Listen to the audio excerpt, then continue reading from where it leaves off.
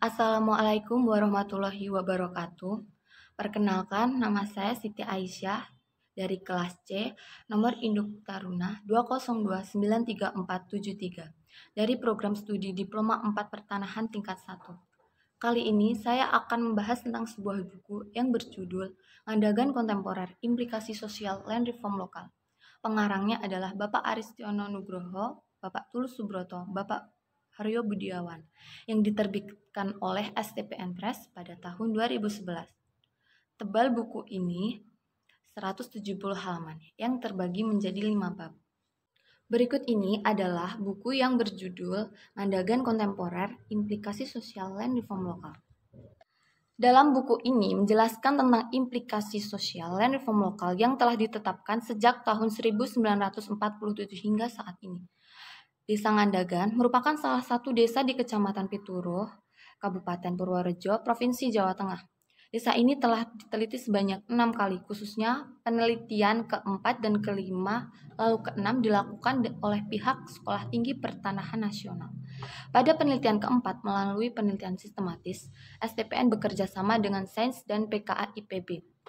Lalu yang kelima, pada awal tahun 2011 melalui penelitian strategis. Bapak Aristiono Nugroho dan kawan-kawan STPN meneliti dimensi livelihood masyarakat Desa Ngandagan.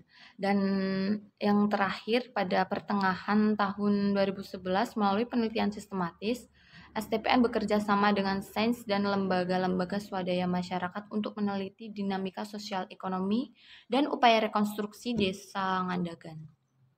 Saat ini, keadaan masyarakat Desa Ngandagan tidak bisa dilepaskan dari peran Sumotirto yang merupakan salah satu kepala desa Ngandagan pada tahun 1947 sampai 1964.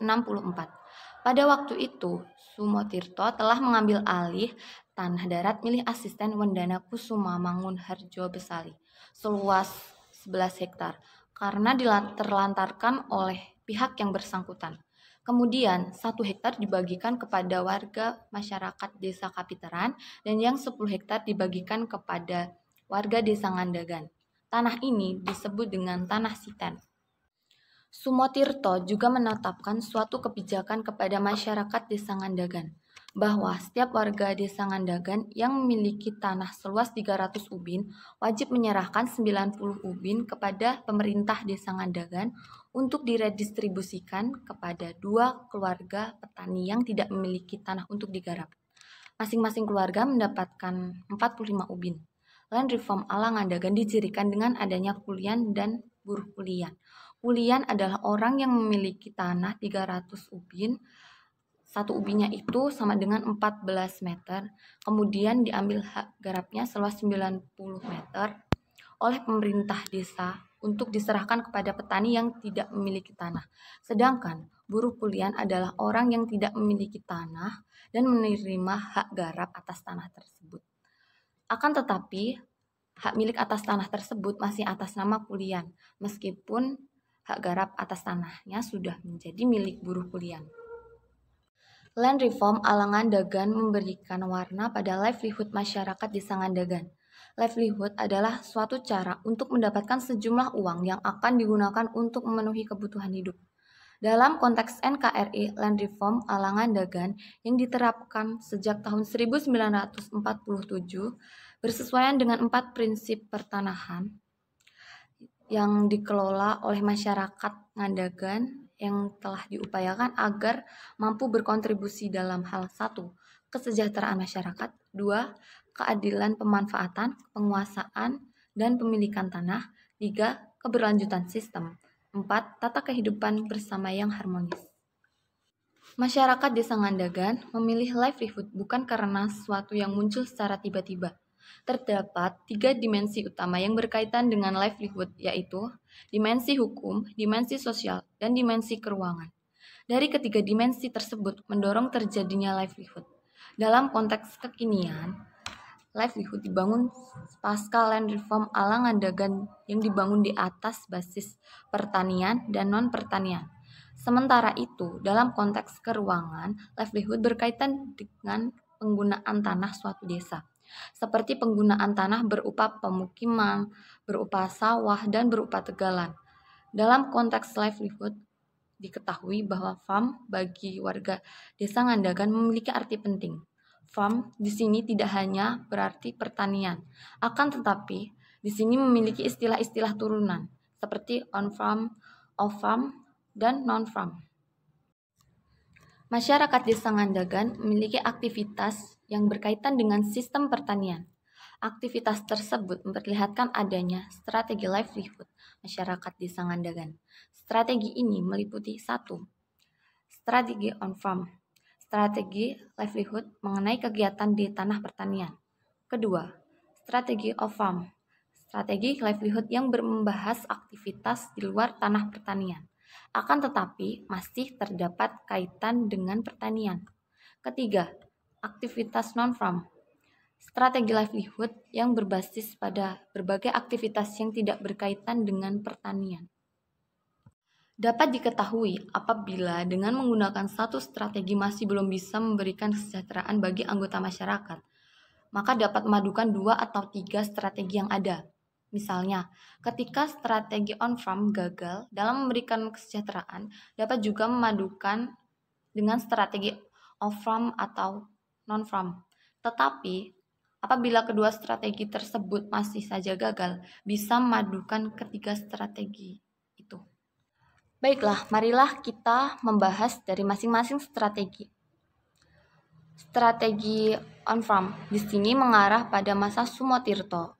Pada waktu itu, kulian atau orang yang memiliki tanah satu kuli atau setara dengan 300 ubin yang hak garap atas tanahnya diambil seluas 90 ubin untuk diberikan kepada 2 keluarga petani yang tidak memiliki tanah.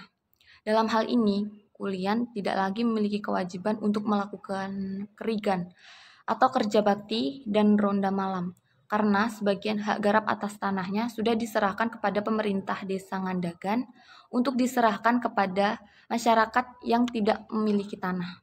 Kemudian memasuki strategi off-farm.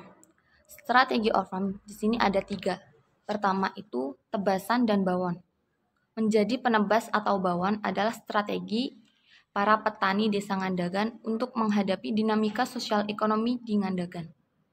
Dalam hal ini, bawon seringkali kalah saing dengan tebasan karena upah bawon berbeda dengan upah tebasan, sehingga tebasan lebih banyak diminati. Kedua, industri rumah tangga.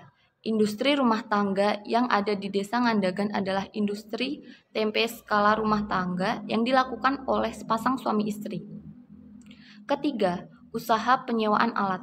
Biasanya warga menyewa traktor beserta operatornya secara bersama-sama. Dilanjutkan dengan strategi non-farm. Strategi non-farm meliputi industri rumah tangga. Di desa Ngandagan terdapat 2 industri rumah tangga, antara lain pemintalan kapas dan usaha perkreditan barang kelontong. Kedua, buruh dan dagang. Ketiga, usaha penyewaan alat.